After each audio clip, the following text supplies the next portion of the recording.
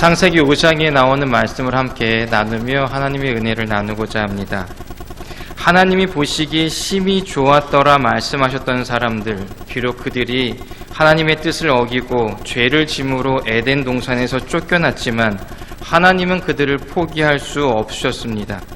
하나님 포기할 수 없으셨던 그 사람들을 바라보시는 하나님의 이야기와 하나님의 마음이 이 창세기 5장에 나오는 족보에 담겨져 있습니다. 오늘은 창세기에 나온 이 첫 번째 족보 이야기를 살펴보면서 저와 여러분을 향한 하나님의 마음도 함께 경험되어지길 원합니다. 창세기 족보를 읽으면서 이런 질문을 하게 됩니다. 왜 가인과 아벨로부터 시작이 되지 않았고 셋으로부터 시작되었을까? 물론 아벨이 죽어서지요. 그리고 가인은 살인죄로 인하여서 아담의 계보를 잊지 못했기 때문이지요. 우리가 아는 것은 이 상황은 하나님이 계획하셨던 상황이 아니라는 것입니다. 하나님의 계획이 어긋났습니다. 에덴 동산에서 뱀이 하와를 속여 하나님의 계획을 어긋나게 했듯이 다시 한번 하나님의 계획이 어긋나버리고 말았습니다. 아담의 계보가 셋으로부터 시작되어야 하는 것인데 아들 둘 중 하나는 죽었고 하나는 죽였으니 아담은 그 상황에서 얼마나 절망했을까요? 가문이 망한 거잖아요. 죄를 지어 쫓겨났어도 대가 끊어지지는 않았는데 누가 봐도 끝난 상황 아닙니까? 이 상황에서 누가 신났을까요? 누가 미소를 지으며 씩하고 웃었을까요? 에덴 동산에서 뱀으로 나타났던 사단입니다. 하나님의 계획이 어긋나면 좋아할 것은 사단밖에 없지 않습니까? 우리의 삶에서도 이런 일이 종종 벌어집니다. 하나님의 계획은 그것이 아니었는데 하나님의 계획이 어긋나는 경우가 생길 수 있다는 것입니다. 우리 개인의 삶에서 이런 경우가 일어나고 우리 가정에서 이런 경우가 일어나고 우리 교회와 지역과 나라에서도 이런 경우가 일어납니다. 분명 이런 상황들을 바라볼 때에 두 눈으로 바라보면 절망입니다. 분명 생각해보면 답이 없습니다. 분명 도움을 받을 수도 없습니다.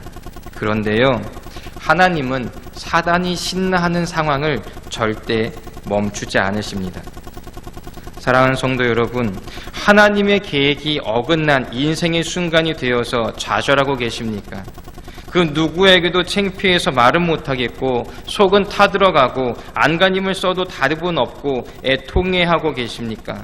정말 죽을 것만 같이 답답하십니까? 가정서로 인해서 동일한 고통 가운데 계십니까? 내가 사랑하는 교회, 하나님의 성전을 바라보며 동일한 아픔 가운데 계십니까? 하나님, 우리가 못하겠습니다 라고 하나님께 두 손 들었을 때에 하나님이 일하기 시작하십니다. 왜냐하면 그것이 하나님의 기쁨 되기 때문입니다. 선교지에서 사역하다 보면 이런 경험을 자주 할 수밖에 없었습니다. 왜냐하면 선교지에서는 사람의 힘으로 해결 안 된 일들이 너무나 많았기 때문입니다. 혹시 연세가 많으신 분들은 자녀들이나 아니면 연세가 젊으신 분들은 자녀들이나 아니면 연세가 많으신 분은 손주들이 좋아하는 만화를 같이 보신 적이 있으신가요? 혹시 냉장고 나라 코코몽이라는 만화를 보신 적이 있으십니까? 없으시군요. 네, 제가 잠깐 이야기를 해드릴게요. 내용은 매번 비슷비슷합니다. 코코몽이라는 그 캐릭터하고 친구들이 사는 평온한 마을이 있었어요. 야채 마을이에요. 그런데 거기에 서로 친구들끼리 티격태격하지만 사이좋게 지내는 친구들이고 마을입니다. 그런데 갑자기 세균킹이라는 녀석이 나타나서 마을을 공격합니다. 몸에 나쁜 세균을 풀어서 냉장고 나라와 거기에 사는 코코몽 그리고 코코몽의 친구들을 괴롭히고 공격합니다. 상황을 보면 다 진 것 같은 상황이 벌어집니다. 근데 다 진 것 같은 순간에 로봇콩이라는 로봇가 또 나타나요. 그리고 세균킹과 싸웁니다. 그런데 로봇콩도 집니다. 그런데 그 순간에 마지막으로 남아있었던 야채를 로봇콩이라는 로봇에게 먹이면 갑자기 그 초록 에너지가 샘솟아서 세균킹과 그의 일당들을 물리치고 냉장고 나라를 구해줍니다. 우리의 삶도 동일합니다. 우리의 힘으로 애쓰고 힘쓰고 하나님의 어긋난 계획들을 되돌리려고 하다 안 된다고 포기할 때에, 그래서 하나님을 찾을 때에, 마지막 한숨을 지으며 하나님의 이름을 부를 때에 하나님만이 하실 수 있는 방법으로 하나님이 일하십니다. 그리고 마침내 하나님이 일하시면 사단의 미소는 찌그러지고 말아버립니다. 아담의 가정에서도 시작하자마자 문 닫게 된 이 가문의 상황에서 하나님은 셋이라는 비밀 카드를 열어 보이셨습니다. 아담의 족보의 시작은 이렇게 이 세상을 향한 하나님의 강한 의지가 녹아져 있습니다. 내가 결코 포기하지 않으리라. 내가 나의 일을 성취하리라 라는 하나님의 그 강한 의지가 녹아져 있는 것입니다.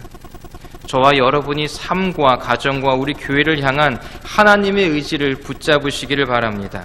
하나님이 하십니다. 하나님이 원하시고 하나님이 반드시 이루십니다. 하나님이 스스로 보시기에 매우 좋았더라고 하실 상황으로 회복해 주실 줄을 믿으시기를 주님의 이름으로 축복합니다. 여기서 잠깐 한 가지 짚고 넘어갈 것이 있습니다. 하나님의 계획이 어긋났다면 원래 계획이 무엇이었는지 알아야 어긋난 건지, 아니면 원래 그게 계획이었었는지 알아야 알 수가 있어야겠지요. 문제에서 하나님을 바라보면 답이 없습니다. 그러나 하나님 입장에서 문제를 바라볼 때에 답이 생겨지게 되어집니다.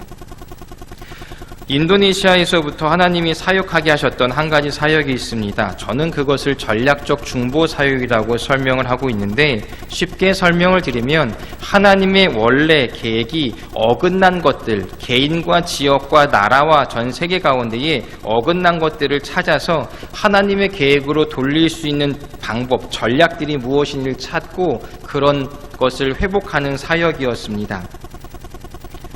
하나님의 계획은 개인도, 가정도, 교회도, 나라도, 지역도, 전 세계 가운데 다 심겨져 있습니다. 자세한 사항은 12월달 중보기도팀과 전도팀 세미나 때 자세하게 설명을 드리고, 지금은 쉽게 간단하게 넘어가겠습니다. 한 가지 예로 제가 인도네시아에서 기도할 때였습니다. 하나님이 인도네시아를 굉장히 사랑하시고 인도네시아를 통해서 하나님의 선교의 역할들을 감당하시고 싶다는 마음을 받았습니다. 제가 선교사로 있다 보니까 선교사를 파송하려면 세 가지 조건이 필요합니다. 첫 번째, 선교사로 나갈 사람이 필요하고요. 선교사가 나가서 전할 하나님의 부흥의 역사, 성령의 역사가 필요합니다. 세 번째는 선교사를 파송할 재정이 필요합니다. 하나님이 인도네시아를 바라보게 하셨습니다. 인도네시아는요, 전 세계 인구 순위 4위 정도가 됩니다. 중국과 인도와 미국 다음에 2억 5천만 명 정도의 인구가 살아가고 있습니다. 그 중에 인도네시아 인구 중에 공식적으로는 8%가 기독교 인구라고 이야기하지만 실제적으로 이야기할 때는 12에서 13%가 기독교인이라고 이야기합니다. 그런데 딱 잘라서 10%가 기독교 인구를 추정했을 때에 인도네시아에 있는 기독교 인구는 2,500만 명입니다. 한국이 지금 700만, 800만 명이라고 추정을 하고 있는데, 그것에 비해서 최소한 3배 이상의 많은 그리스도인들이 인도네시아 땅에 있습니다. 또한 거기는요, 종족이 300에서 500개 종족으로 추정이 되고 있어요. 정확히 잘 모른대요. 언어도 500개에서 800개 정도의 언어가 있는 나라가 인도네시아입니다. 전 세계에 있는 모든 인종이 인도네시아에 다 있습니다. 저는 그래서 인도네시아는 인종 박물관이라고 설명을 했던 적도 있습니다. 그 사람들은요, 복음을 경험하여서 자신의 피부색과 비슷한 땅에만 들어가면 현지인입니다. 저는 가면 나름대로 이렇게 튑니다. 피부가 거기서는 좀 하얗다고, 여기서는 어둡지만. 그런데 인도네시아에서는요, 선교사로 전 세계 파송을 할 만한 사람들이 굉장히 많습니다. 그리고 인도네시아는 성령의 부흥의 역사들도 참 많이 경험하였습니다. 한 가지 이야기인데요, 인도네시아는 지역별로, 종족별로 종교 퍼센테이지가 굉장히 다릅니다. 그 중에 여러분은 파푸아 뉴기니라고 예전에 들어보셨죠? 파푸아라고 불려지는 그곳, 피부색이 검었고 키가 작은 사람들이 마치 아프리카 흑인들과 같은 사람들이 사는 곳인데, 그곳이 인도네시아에 복음이 들어오던 두 개의 중요한 관문 중에 하나인 곳입니다. 그래서 그 지역은 90% 이상이 기독교인들이에요. 그런데 그곳은요, 적도 근처고 너무나 덥기에 포도나무가 없습니다. 그리고 너무나 시골이기에 포도가 거기까지 유통될 수도 없습니다. 그런데 이 사람들이 성경을 바라보면서 예수님이 우리의 속죄하시기 위하여 죽으셨던 것을 기념하기 위하여 성만찬을 하려고 하니 포도주가 없잖아요. 어떻게 했을까요? 이 사람들이 성경 말씀을 붙잡았다고 합니다. 가나 혼인잔치 때 예수님이 물을 변하여 포도주 만드셨잖아요. 그 말씀을 붙들고 기도했다고 합니다. 물론 이 내용이 책으로 나왔지만 한간에는 그렇다 아니다라는 시시비비가 좀 갈라지긴 하지만 전 그 책에 있는 내용 그대로 전해드리려고 합니다. 이 사람들이요, 믿음으로 물을 떠놓고 말씀을 붙잡고 기도했답니다. 물이 변하여 포도주 되는 역사가 일어나게 해달라고. 그 역사가 일어났을까요? 일어났을까요? 일어났지요. 제가 기록에 의하면 3번 정도 그 역사가 일어났다고 합니다. 지금 그냥 물이 변하여 포도주가 되는 역사들이 막 일어나는 상황에 방언을 받거나 귀신이 내쫓임을 당하거나 그리고 아픈 자들이 고침받는 역사 기사와 이적이라고 말할 수 없을 만큼의 일들이 일어났다고 합니다. 또 한 번은요, 어느 교회에 불이 났대요. 그 동네 사람들이 교회에 불났으니까 불을 끄려고 물을 가지고 다 왔는데 이게 타는 불이 아니라고 합니다. 건물에선 분명히 불이 타는데 건물이 타지 않는 불. 모세가 떨기나무에서 경험했던 그 불을 그 사람들이 경험했다고 합니다. 그 이후에 수많은 부흥의 역사들이 인도네시아 교회의 역사 가운데 있습니다. 2가지까지는 찾았습니다. 하나님께 기도했습니다. 제가 만나는 많은 그리스도인들은 가난했거든요. 하나님, 재정이 없는데 어떻게 해야 합니까? 그때 저에게 주셨던 마음이 그거였습니다. 중국계 애들이 돈을 다 갖고 있다고. 중국계 그리스도인들은요, 돈이 엄청나게 많습니다. 보통 사람들이 상상할 수 없는 재벌과 같은 재정을 갖고 있는 게 중국 사람들입니다. 근데 문제가 하나 있습니다. 무엇이냐면 인도네시아 그렇게 수많은 종족에 있고 많은 사람들이 있는데 쉽게 아주 단순하게 2부류로 나눕니다. 중국계 인도네시아인과 비중국계 인도네시아인. 왜냐하면 인도네시아 역사 가운데에 중국계와 비중국계 간에 너무나 깊고 해결되지 못할 골이 있었기 때문입니다. 서로를 죽이려 했고 서로를 그들의 문화와 언어를 말살시키려고 했었던 정책이 인도네시아 역사 가운데 있었기 때문입니다. 그래서 인도네시아 중국계 사람 기독교인들은 다른 종족 그리스도인들과 하나 되려 하지 못했습니다. 하나님이 저에게 주셨던 마음이었습니다. 인도네시아가 세계 선교를 감당하기 위해선 한 가지 문제가 풀려 할 것이 있는데 재정의 문제에 대해서는 중국계 그리스도인들과 비중국계 그리스도인들 사이에서 화해가 이루어져야 한다는 사실이었습니다. 보통 제가 했었던 그런 전략적 중보사역이라는 것들이 이런 식으로 진행을 했고 그것을 위해서 기도했고 중국계 그리스도인들을 만나면 하나님의 마음과 하나님의 비전들을 그리고 또 중국계 그리스도인들의 사명들을 깨우치면서 함께 기도하고 함께 협력했던 사역들을 해보았었습니다.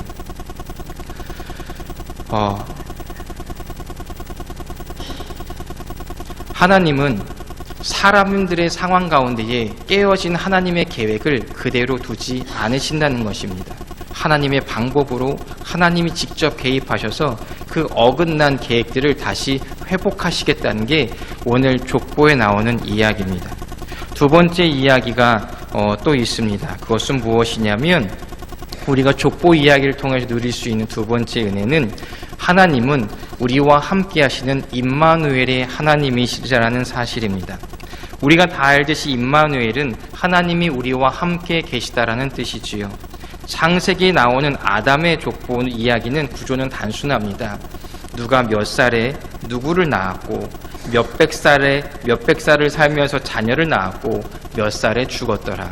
이 세 개의 구조, 단순한 구조입니다. 이 세상에 태어나 살다가 죽었다라는 단순 구조입니다. 짧은 문장입니다. 그런데 이 문장에는 기록되지 아니한 이야기들이 있습니다. 하나님이 하시고자 하는 말씀입니다. 그 글자 뒤에는 내가 그들과 함께 동행하였다라는 이야기입니다. 족보 중에 무두셀라라는 사람의 인생을 살펴보면서 하나님이 그토록 하시고 싶은, 그러나 성경에 기록되지 않았던 하나님의 진심 어린 이야기들을 함께 살펴보고자 합니다. 무두셀라는 에녹이 65세에 낳은 아들입니다. 하나님께서 에녹의 나이 65세에 무두셀라를 낳았다고 하시는 말씀에는 어떤 뜻이 담겨 있을까요? 하나님은 무두셀라가 잉태되고 10달간 그의 어머니 뱃속에서 자라는 모든 과정을 지켜보시며 함께 하셨다는 것입니다. 무두셀라가 그의 어머니 태중에서 하루하루 자라는 모습들을 보시고 그를 통하여서 이루실 하나님의 계획 때문에 설레고 기쁘고 보시기에 심히 좋았더라라고 말씀하셨다는 내용이 성경 가운데서는 생략되어 있다는 사실입니다. 이 자리에 손주를 보신 어르신들 많으시지요. 우리 어르신들이 손주가 출산됐을 때에 어떠십니까? 그 손주를 바라보며 아우 얘 왜 태어났어? 왜 이렇게 못났니? 아이 귀찮아, 쟤를 또 어떻게 돌봐줘야 돼? 그러셨습니까? 아니면 매일매일 매 순간순간 보고 싶으셨습니까? 많은 할머니 할아버지들이 핸드폰에다가 누구 사진을 찍어 놓으시죠? 손주 사진입니다. 자신의 배우자 사진도 아니고 자식 사진도 아니고 손주 사진밖에 없습니다. 그리고 다른 이웃들에게 무슨 사진만 보여줍니까? 손주 사진만 보여줘. 이유는 한 가지입니다. 너무나 보고 싶거든요. 생각해 보았습니다. 여러분들, 우리 어르신들이 손주를 바라보신 그 사랑의 마음은 어디에서 왔을까요? 우리는 하나님의 형상과 하나님의 성품으로 지음받은 사람이기에 우리가 자녀들과 손주들을 사랑하는 그 성품 또한 하나님으로부터 왔을 거라고 생각해 보았습니다. 또한 손주와 한 집에 있는데 손주가 어디를 가던 말던, 기어가서 넘어지던 떨어지던, 손가락으로 똥을 찍어서 먹던 말던, 배가 아파서 음식을 먹고 토를 하고 있던 말던 신경도 안 쓰고 내 할 일이나 하면서 지내십니까? 아니면 매 순간순간 노심초사 손주만 바라보고 계십니까? 손주가 잘못될까? 혹시 다칠까? 혹시 떨어질까? 혹시 더러운 거 먹지 않을까? 모든 시선과 관심을 아이들에게 쏟고 계시지 않으십니까? 어린 손주가 넘어져 무릎이 깨져 피가 나거나 질병에 걸려서 병원에 입원하여서 작은 그 얇은 손에, 얇은 팔에 주사바늘 꽂고 나서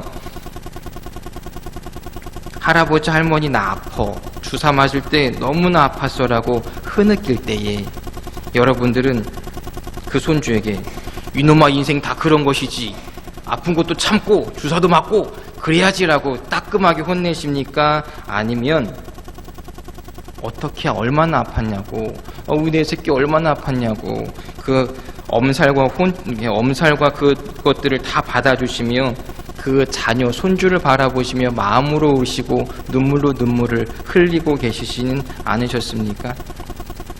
그러다 그 손주가 장성하여서 결혼한 손주를 두신 분 계십니까? 손주가 결혼한다고 배우자감을 데리고 왔을 때에 어떠셨습니까? 이제 다 컸네. 이제 지가 좋아하는 사람 데리고 왔으니 알아서 살겠지. 이제 내가 저 녀석 신경 꺼야겠다 라고 생각하십니까? 아니면 이 어린 게 어떻게 자라서 배우자를 데리고 와가지고 결혼을 하겠다고 하니까 생각하면서 이 아이가 태어나고 기어다니고 그던 순간부터 아프고 다치고 울고 울었던 모든 순간을 떠올리며 대견하다라고 생각하셨습니까? 이런 사랑과 관심의 대상인 손주를 바라보면 할아버지 할머니가 내 손주가 태어나 벌써 아이를 낳았네라고 하시는 한마디에는 이렇게 우리가 설명하지 못했었던 수많은 말과 수많은 감정들과 수많은 사건들이 있는데 그것을 딱 한마디로 요약하였을 때 내가 너와 함께 하였다라는 그 마음으로 요약될 수 있지 않겠습니까? 특히 무드셀라는요, 그의 인생이 남들과는 굉장히 많은 다른 인생을 살았기에 그를 향한 하나님의 마음은 더욱더 특별할 수밖에 없었습니다. 그의 아버지 에녹은 우리가 알고 있듯이 하나님과 동행하다가 365세를 살고 하나님이 데리고 가셔서 더 이상 이 세상에 있지 않았습니다. 에녹이 무드셀라를 65세에 낳았으니 무드셀라는 자신의 나이 300세가 되던 해에 아버지가 자신을 훌쩍 떠나고 홀로 살게 되어졌다는 것입니다. 물론 지금이야 300년 엄청나게 긴 세월이지만요, 장세기에 보면 보통 수명이 700년, 800년, 많게는 900년을 넘고 거의 1000년에 이르기도 하는데, 단순히 지금과 비교해서 10분의 1로 줄여보면 조금 더 이해가 쉽지 않을까라는 생각을 해보았습니다. 물론 지금도 30세가 되면 어른입니다. 여기 계신 연세 많으신 분들은 30세가 되셨을 때에 이미 결혼하셔서 자녀를 낳으셨던 나이일 것입니다. 성장하여 결혼하여 또 자녀를 낳은 나이라고 부모님들이 남들보다 먼저 세상을 떠나시면 마음이 안 아프십니까? 아프시잖아요. 제가 어디선가 들었던 말이 기억납니다. 연세가 저보다 지긋하게 많으신 분이셨어요. 부모님 돌아가셔서 조문 예배를 갔던 걸로 기억이 납니다. 그때 그분이 말씀하셨어요. 나 이제 고아됐어. 저보다 연세가 훨씬 많으신 분이신데 나 이제 고아됐어라고 부모님의 영정사진 앞에서 말씀하시는 것을 들었던 적이 있습니다. 연세 지긋하신 분들도 부모님을 보내드리는 것이 그토록 슬픈 것인데 젊은 나이에 부모님을 먼저 떠나보내드렸다면 얼마나 마음이 힘들고 외로웠을까요? 만일 그런 손주의 모습을 바라보신다면 할아버지, 할머니의 마음으로 어떠셨을 것 같으십니까?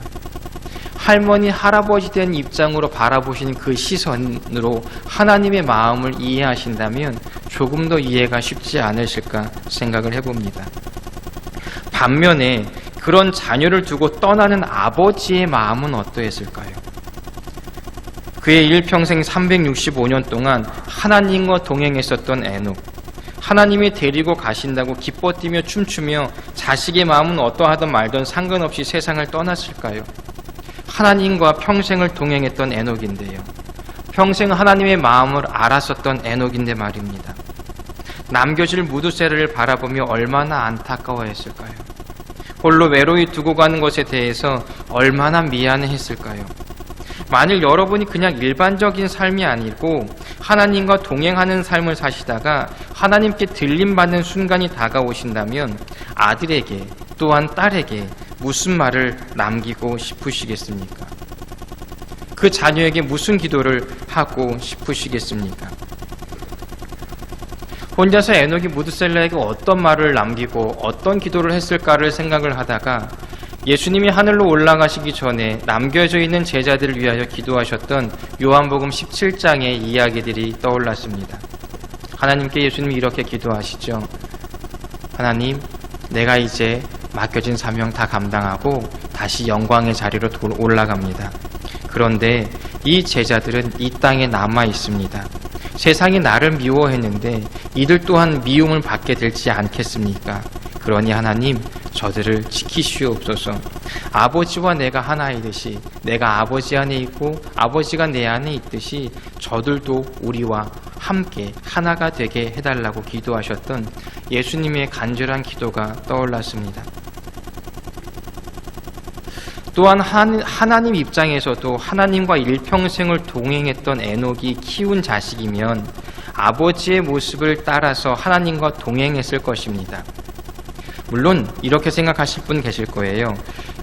아버지가 하나님과 동행했다고 자식도 꼭 하나님과 동행했을까요? 라고 질문하실 수도 있지만 그것에 대한 대답은 잠시 후에 공개하겠습니다.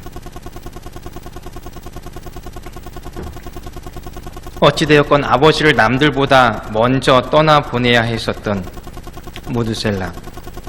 그는 향년 969세를 삽니다.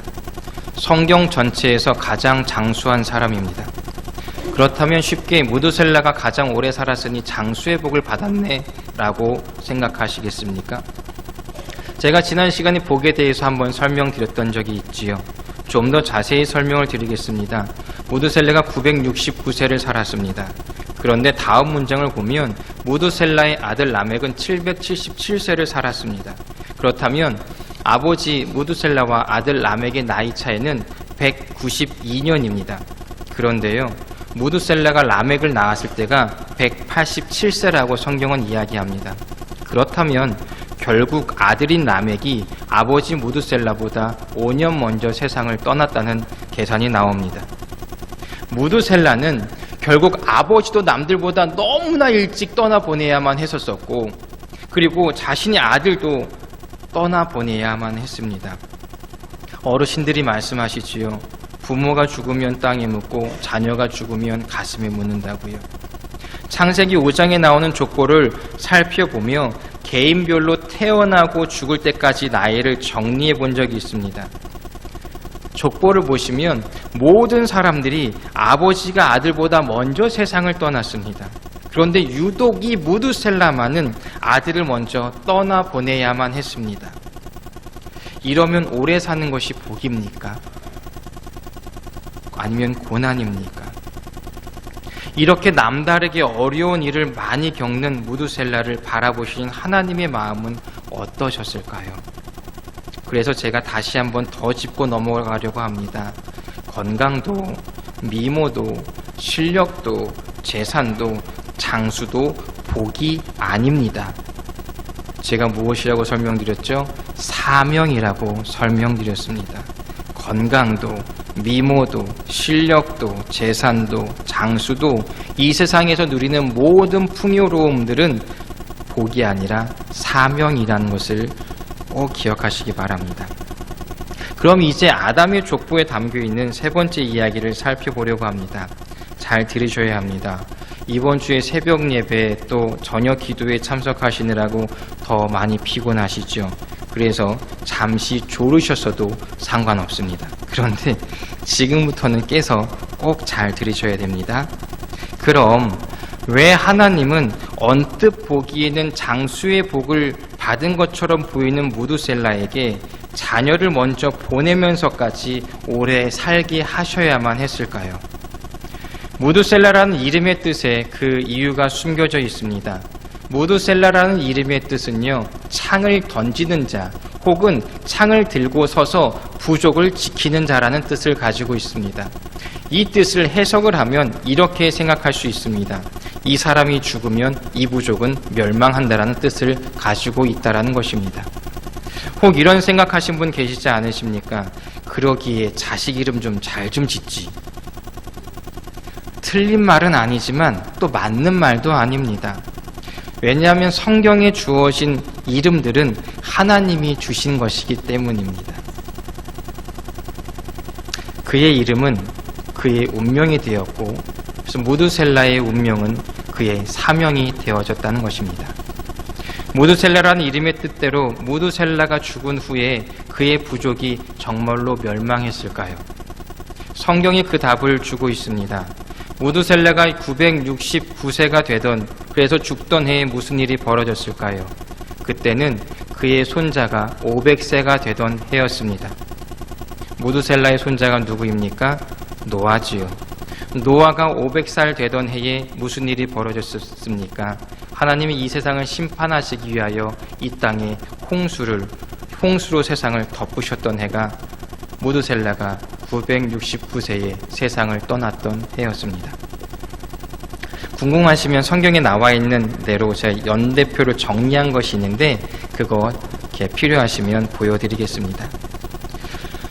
다시 말씀드리지만 무드셀라의 장수는 복이 아니라 사명이었습니다. 어떤 사명이었을까요? 하나님의 구원의 때를 지키는 사명이었습니다. 정리하면 이렇습니다.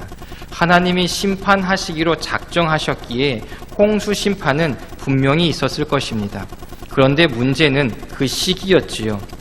하나님이 5년만 빨리 심판하셨다면 아버지를 빨리 여윈 무드셀라가 남들이 겪을 필요가 없었던 아들까지 먼저 떠나보내야 하는 그 아픔의 시간은 없었을 수도 있습니다.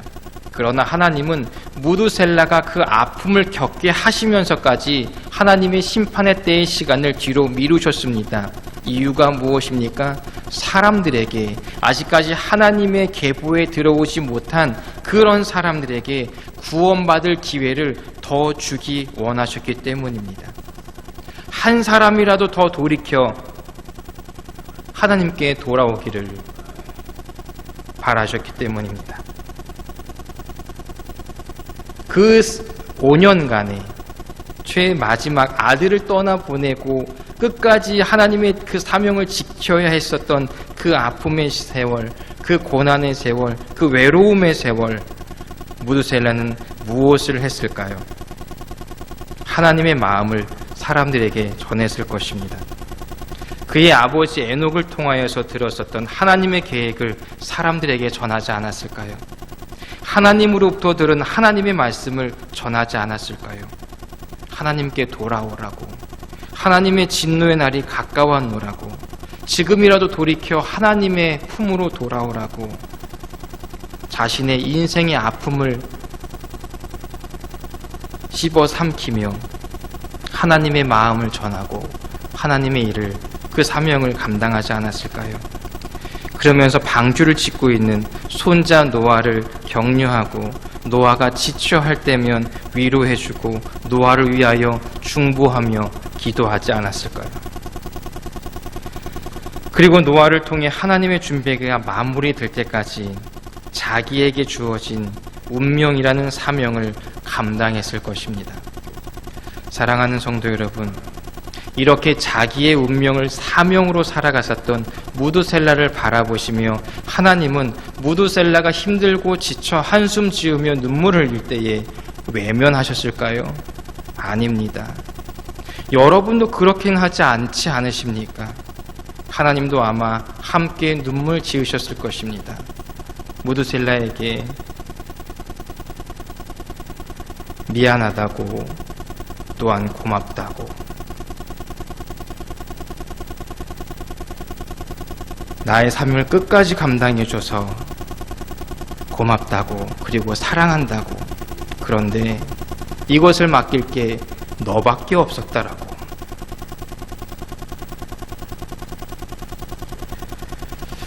무두셀라에게 속삭이지 않으셨을까요? 혹은 울다 지쳐서 잠든 무두셀라를 하나님의 품에 꼭 안아주시며 오늘 하루도 수고했다고, 내가 너를 결코 잊지 않을 것이라고, 내가 너를 결코 포기하지 않을 것이라고, 내가 너와 항상 함께 할 것이라고 약속하지 않으셨을까요? 무두셀라는 그의 사명을 감당하느라 힘들었지만 하나님의 사랑이, 하나님의 은혜와 하나님의 손길이 그와 늘 함께하지 않으셨을까요? 또한 무두셀라가 그의 운명적 사명을 감당하고 주님 앞에 섰을 때에 하나님이 무두셀라에게 무엇라 말씀하셨을까요? 무두셀라의 너는 내가 보기에 심히 좋았다 라고 말씀하지 않으셨을까요? 그가 그의 운명을 사명으로 마치고 돌아갔을 때 말입니다. 내가 너의 고난을 알았고, 내가 너의 눈물도 보았고, 내가 너의 한숨도 들었다라고, 고맙다고, 나의 일을 감당해줘서 사랑한다고, 나의 아들아 내가 너를 사랑한다고 말씀하시며 주님의 품으로 꼭 안아주지는 않으셨을까요? 이게 하나님의 계열인 아담의 족보에 속한 사람들을 바라보시며 말씀하신 하나님의 음성, 그가 태어났고 그가 장성하여 아들을 낳았고 그가 죽었더라라는 문장이 담겨있는 하나님의 사랑의 마음입니다. 사랑하는 성도 여러분, 저희 교회에서도 담임 목사님께서 중보기도와 또 전도팀이 중요성에 대해서 몇 번을 말씀하셨고 지금 함께 모집하고 있는 기간입니다. 중보, 가정에서도 중보하고 계시잖아요. 믿음이 없는 가정에 그 가정을 복음화하려고 안 그래도 안간힘 쓰시며 눈물 지으며 힘들어 지쳐하면서도 기도하고 계시잖아요. 그런데 하나님이 우리의 운명에 허락하신 사명은 우리의 개인만이 아닙니다. 우리의 가정만이 아니더라고요. 교회와 지역과 나라와 세계 가운데에 하나님의 아픔과 하나님의 간절함들이 심겨져 있는데 이것을 누가 나와 함께 감당하겠냐고. 이 시간에도 찾고 계시는 줄 압니다. 말씀을 정리합니다. 사랑하는 성도 여러분, 믿음의 사명을 감당하시기 위하여서 때론 눈물 지으시고 때론 한숨 지으시고 원망하고 계실 수도 있으시지요. 남들은 겪지도 않은 일인데 왜 나만 겪는 고난이냐고 원망하고 계시진 않으십니까? 내 운명은 왜 이리 지지리도 복도 없냐고 한탄하고 계시진 않으십니까? 다른 사람들의 인생은 다 평안해 보이는데 왜 내 인생에 하나님이 해주시는 것이 도대체 뭐냐고 울분을 토로하고 계시진 않으십니까? 나는 하나님께 버림받은 존재 같다고 눈물 흘리고 계시진 않으십니까? 오늘 아담의 족보에 심겨진 하나님 아버지의 마음을 발견하시기를 주님의 이름으로 축복합니다. 하나님은 결코 자신의 계획과 일하심을 그리고 하나님의 사람들을 포기하지 않으십니다. 하나님은 여러분의 삶에서 분명히 일하실 것입니다. 또한 하나님은 여러분과 저와 우리 모두와 함께 하십니다. 하나님의 뜻대로 살려는 여러분의 일거수일투족을 바라보실 뿐만 아니라 매 순간 동행하십니다. 함께 마음 아파하고 계시고 우리와 함께 우시며 우리와 동행하고 우리의 손을 붙잡아 주십니다. 그리고 우리들에게 그런 사명을 맡기신 이유는 우리를 골탕 먹이시려거나 우리를 힘들게 하시려는 것이 아니잖아요.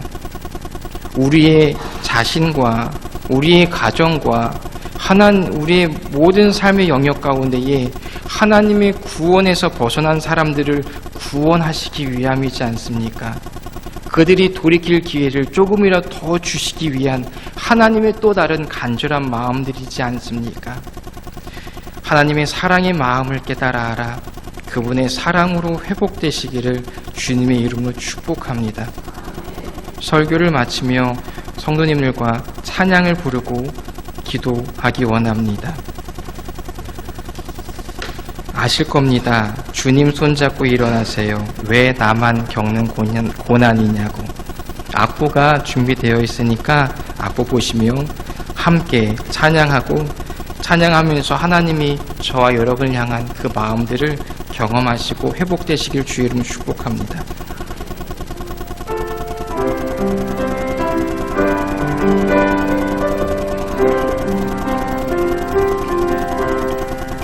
왜